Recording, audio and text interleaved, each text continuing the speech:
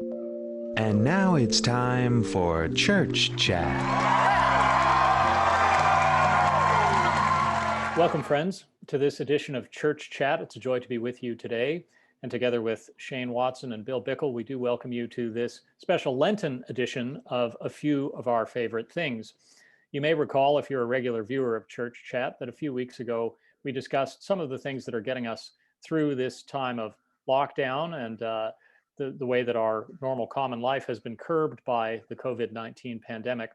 Well, this time we're visiting those things from a particular point of view, from the point of view of the Lenten season, where we're thinking about our favorite things that fall under the classic categories of the Lenten disciplines of fasting, of prayer, and of almsgiving. I was thinking of calling this edition a few of our favorite things to give up.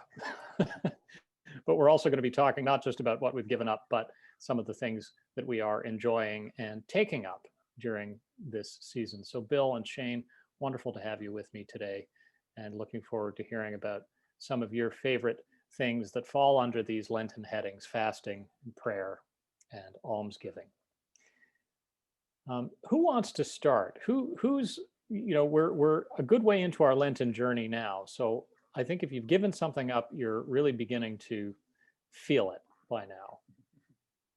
Well, I'll just start by saying, like, to be perfectly frank, this year I'm struggling with Lent. I'm struggling getting into the groove, and I'm not sure it's necessarily because of COVID circumstances, but I'm having trouble finding my groove in Lent. So I have taken some things up, and I have given something up. So I've given up soft drinks. The can of Coke in the fridge looks pretty enticing, but that's just where I'm at. I'm kind of want to be more deeply into the feeling of Lent, which I'm seeking, but I'm not there yet. Maybe by Easter.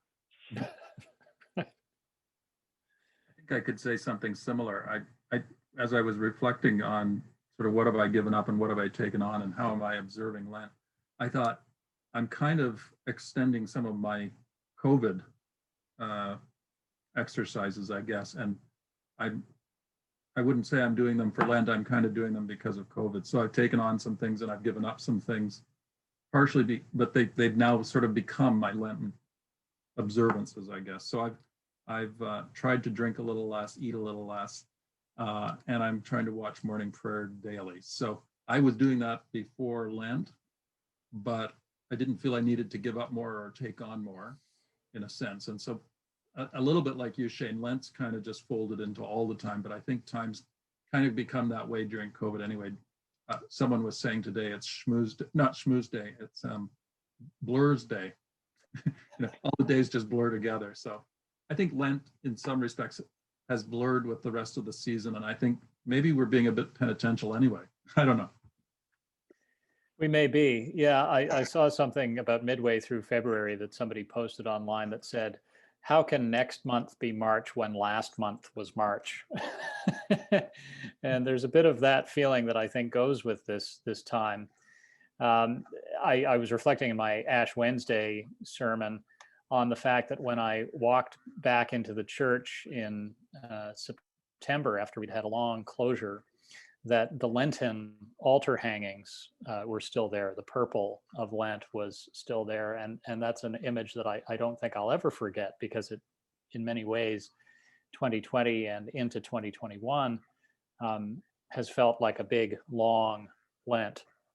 I think sometimes we get the idea about Lent that it's meant to be punitive, that somehow we are punishing ourselves in order to, preempt or prevent punishment that is rightly due to us for our sinfulness. And I think maybe there's truth in that, but it's a fair point, but only to a point. Lent is actually a time that's meant to make for our flourishing in God and the abundant life that God provides for us. And so when we abstain from certain things, when we impose certain penances on ourselves by giving things up, what we're doing actually is reminding ourselves of our need for God, and that God is the only needful thing that supplies us both here and hereafter. Having said all of that grand theological stuff, I am really missing Diet Coke, Shane. Sometimes people look at these little disciplines that we take up for ourselves and they sort of go, oh, that's not very much of anything. And I want to say, yes, it is. And I can tell you the extra little jolts of caffeine that I would get throughout the day, particularly with a baby who is not sleeping particularly well through the night, really were making a difference for me. So giving up that thing to which I am shamelessly addicted has been a real struggle. I've also been following the prayer book's advice to abstain from meat on Wednesdays and Fridays, which is quite easy for me. I enjoy fish, and fish doesn't count as meat. Actually, I recently found out that somebody wrote to the Roman Catholic Archbishop of the Diocese of New Orleans to ask if alligator counted as meat as concerns the Lenten fast, and it came back that they're still using medieval taxonomy there, and alligator is considered a water creature and therefore seafood. So if you live in the great state of Louisiana, you can still have your crocodile or your alligator on Friday. But I know some people who really struggle with that, who don't like fish, who don't like seafood, and so those days of fasting from meat become a real challenge unless you like, tofu or something, which I'm not big on. Okay, well, I think that's fasting out of the way. Well, just one quick point. I sometimes in Lent, not so much this year, but sometimes when I've sort of struggled with something, it's a little wee suffering, but it's sometimes enough suffering to make me think, wow, I'm identifying with Christ's suffering maybe a little bit, but not in any way is it anywhere near the same, but it is a reminder of suffering and that he suffered. So I don't want to sound overly pious, but this idea that, giving something up does sort of remind you what Christ gave up, or can. And I guess maybe that's why some people do it. As I said, I'm no star at this thing, but I have experienced it a little bit sometimes. Well, it's meant to be uncomfortable, I think is the point. And, obviously that can be taken to extremes and has been taken to extremes, and fasting in whatever form is a matter of spiritual discipline. And some folks are able to undertake tremendous acts of fasting, while others feel the pinch more readily. And I wouldn't say that that's necessarily a diagnostic tool for the health of your soul. There are certain things that we miss, simple as that. And taking it to an extreme where this becomes a matter of, really sort of gross, self-imposed punishment or something is actually something that historically the church has condemned, or at least counseled that only those who are under, serious spiritual direction are meant to take up much more, extreme practices of fasting. Now, there are stories throughout history of the lives of the saints, of saints who subsisted only on the Holy Eucharist for long periods, and gave up all other food and drink. And of course, those stories, while they may cheer our hearts to marvel at somebody's piety, from a medical standpoint, this is something that's not advisable for a lot of people. And no church that I know of has indicated that as a healthful or helpful spiritual practice for the great majority of folks. That's why those stories stand out so much. But the corollary to all of that is if you've given up something that you think is really small and trifling, and you sort of go, oh, well, gee, all I could manage to give up this year was, my daily piece of chocolate, or, all I could manage this year was to, have one glass of wine instead of two, or whatever it is. That may be a big deal for you.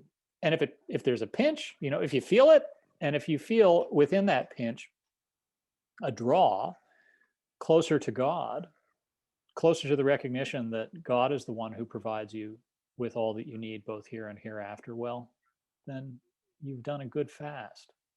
And that's a good thing, I would say. Okay. How about prayer? And here I'll begin, if I may, because I, for a long time, have said my daily office of morning and evening prayer using the Book of Common Prayer, and it's a book that lives on my desk here, and it's a constant companion, and my copy is well worn, and it's one of those books where I, even though it's a small book, when I am looking for the page that I'm looking for, those particular pages are so much in the spine of the book that I can just sort of flop it, and it tends to go in that general neighborhood. But something that I've found that's really wonderful is the Common Prayer Canada app, which I've now got on my iPhone, and it's a fairly new app. And what it does that's really terrific is it gives the prayers for morning prayer, prayers at midday, evening prayer, Compline, which is night prayer, and then there's the litany and other prayers that you can choose within it. And it lines it all up. If you've ever prayed the daily office or tried to pray the daily office according to the Book of Common Prayer, you'll know that it takes a bit of doing to figure out where all of the collects are, the collect of the day, and then the seasonal collect. And you've got to read all of that fine print and figure out what's what. And you've got to look up in your lectionary what the readings from the Bible are, and what are the readings for morning prayer, and what are the readings for the Eucharist, and what are the readings for evening prayer, and all of that. This app sorts all of that out for you, so that if you're in a rush, and often it's only a matter of minutes, you say, well, I don't have time to say my office right now, and then the next thing you know, it's noon and you haven't said your morning office yet. Here it is all laid out for you. So if you have a smartphone or a tablet, go to your app store, wherever you purchase apps. It's a free app. Look up Common Prayer Canada, and you can begin saying the daily office and have that wonderful bit of spiritual sustenance that has characterized so much of Anglican practice throughout our history, all laid out very neatly for you. And it's been a real blessing to me. I still use my book and my Bible as well, but having this app has really made a difference. I think that's an answered prayer, because I've been wishing that we would get an app for the prayer book in Canada. There's similar things available for the US and other places, but yeah, so that's excellent that there's an app now. Yeah, it's really terrific. I've never been good at sort of developing a habit or a discipline around morning prayer, but again, not because of Lent, but because of COVID. I started watching the Dean of Canterbury, and he says morning prayer every morning, and then saves it on the website and puts it up on YouTube. And I've been watching that with Marnie, and so that's even better than an app. He does it all. I don't have to do any thinking. He picks the psalm. He picks the scripture reading. In fact, sometimes he goes off the lectionary and does something a little different, and then invites us to pray with him, and so on and so on. So that's been sort of my morning prayer discipline that has found its way into my Lent. And that's been a real source of joy for a lot of people. And I think not just Anglicans. The Dean of Canterbury has become one of the unlikely, perhaps, COVID celebrities. And yeah, that's very... He's got about 8 or 9,000 daily followers now. Yeah. Just incredible. Yeah. Shane, how about you? Well, I'll maybe just share two things, because just to pick up on this idea of alternatives to the BCP, I have a resource that I often go to that is called Seeking God's Face, and it's a book that looks like this. And it's different from other daily devotionals in that it really follows the church seasons. So it has a perpetual calendar in it. And so for each day, it provides an opening prayer. It provides a psalm reading, a scripture reading. It offers an opportunity for some personal contemplative prayer, some suggestions. And then it closes with a prayer based on one of the classic confessions or creeds, and then a blessing. So if you're kind of looking for something that's less complicated than the BCP sometimes can be, I might suggest that as a resource to people to get in a daily habit. but what I'd like to share is a practice that we have in our family of blessings at the table at mealtime. And one of the resources we've been using for quite a while that's really been helpful for our family is this book called Blessings of the Table. And it is produced by Brother Victor Antoine Davila La Tourette.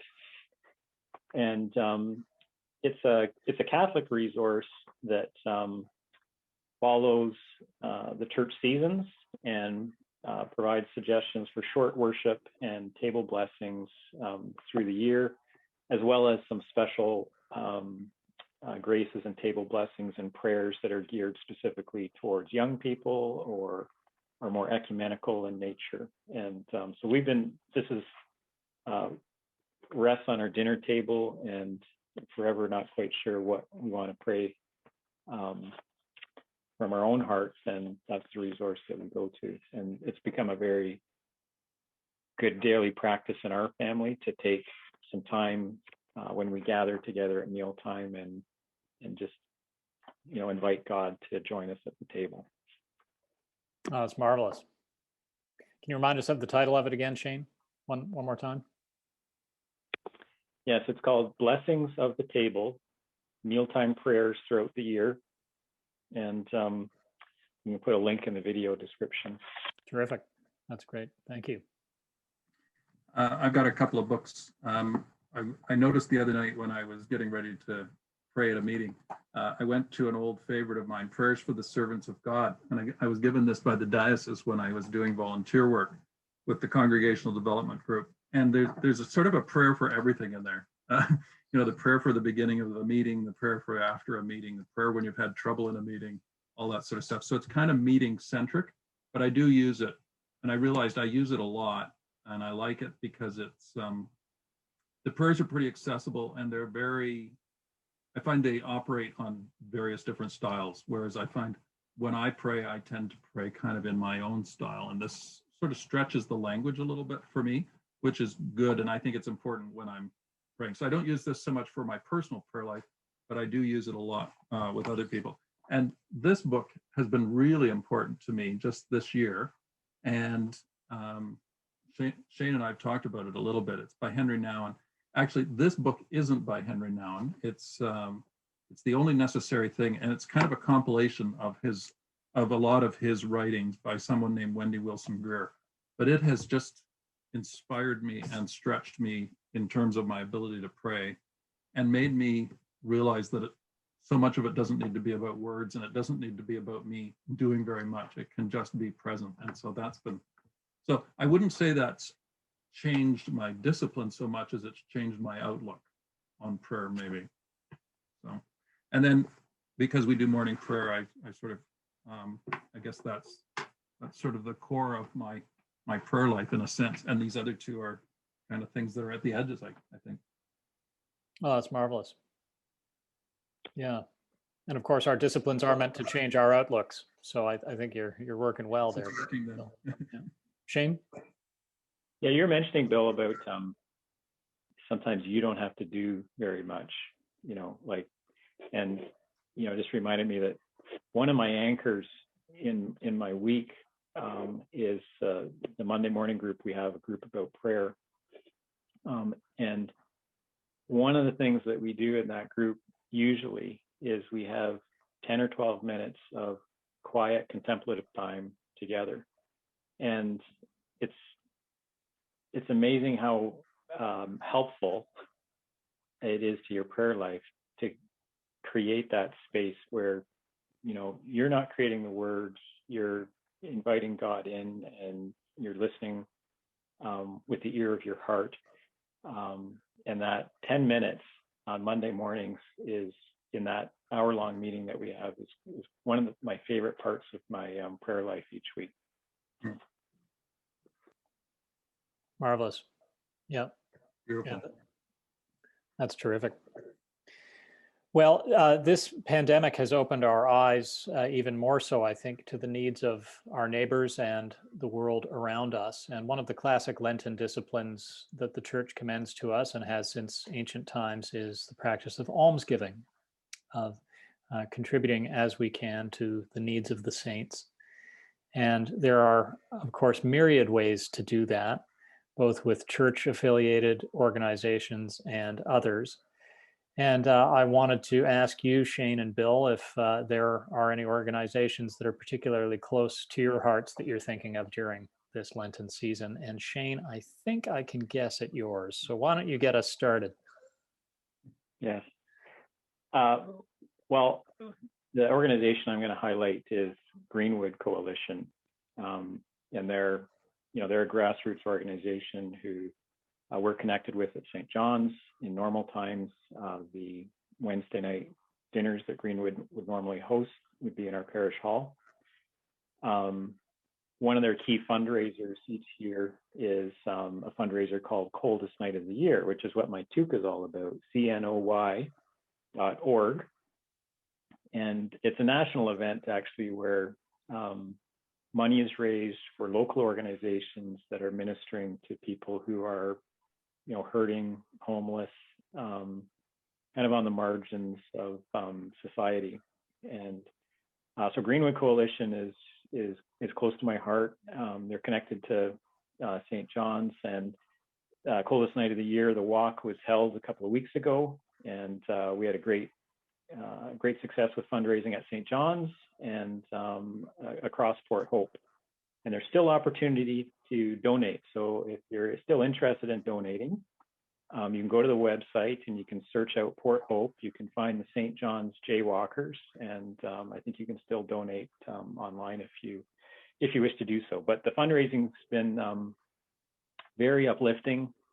The people that group ministers to, I think, are particularly hard hit by the pandemic because some of the services that would normally be accessible have not been accessible in the same way, such as the dinners on Wednesday night. So that's had a significant impact on some people in our community. And so for me, this year especially, it's important to keep those people in our hearts and our prayers, and to do what we can to support them financially. That's wonderful, Shane. Certainly good work. Mhm. Bill. Well, the organization that we might toss a little money in the direction of this year, we fund them once in a while. I just want to make sure I get it's called Bill Prankard Ministries. And some people will look at it and think, oh, it's a radically evangelical. But they're a group that work in the north, and they work with the Inuit.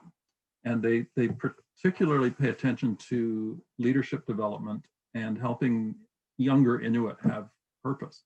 And so, because of the work Marnie's done in Inuit in her book, it's really made us aware of the Inuit people and the cause and the need that they have long before COVID. But again, the Indigenous people are having a tough time through COVID uniquely.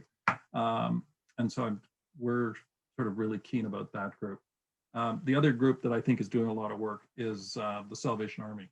And again, with people that have been really hit hard by the pandemic, I think they've been doing a lot around food and clothing. And we may even send a little bit to the Canterbury Cathedral because of the great work that the dean's doing. And some people might say, well, I'm sure the dean doesn't need your money, but they're suffering a shortfall of £3 million as well. So everybody has need. So those are some of the things we're focusing on a bit extra.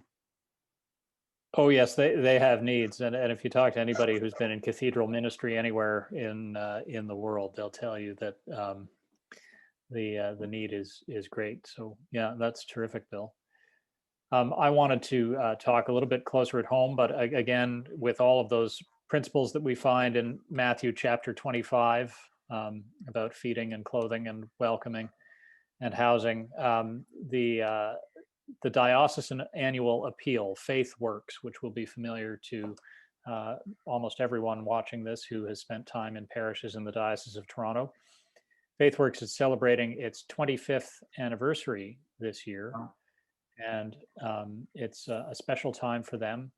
2020 was actually a very successful year for Faith Works, where they exceeded their fundraising goal, which was really a wonderful thing to see, extra generosity. but the needs are always ongoing and constant. The poor we will always have with us, as our Lord said.